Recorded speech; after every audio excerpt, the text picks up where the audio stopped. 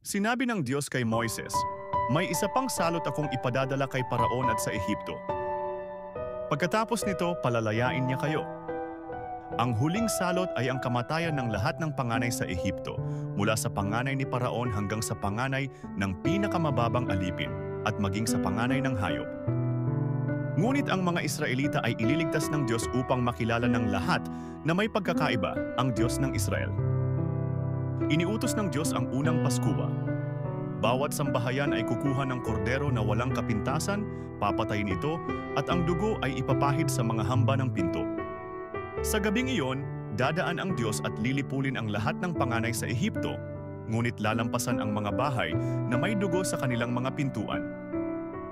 Gabi ng Paskwa, lumabas ang anghel ng kamatayan at pinuksa ang lahat ng panganay ng Ehipto.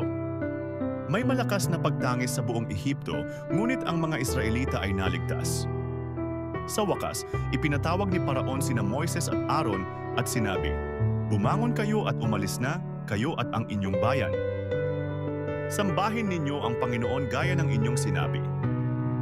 Umalis ang mga Israelita, dala ang kanilang mga ari-arian at ang kaloob ng mga Ehipsyo.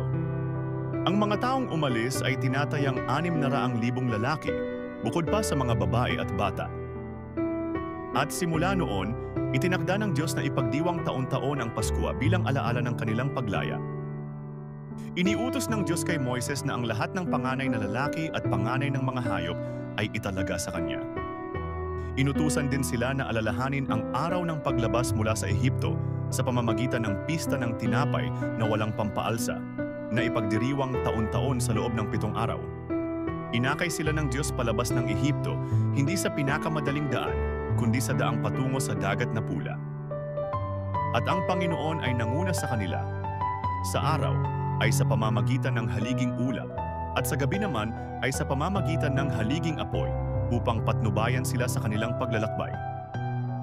Kung nagustuhan mo ang buod na ito mula sa aklat ng Exodo, huwag kalimutang i-like ang video at i-follow ang page para manatiling updated sa iba pang Bible stories at aral mula sa salita ng Diyos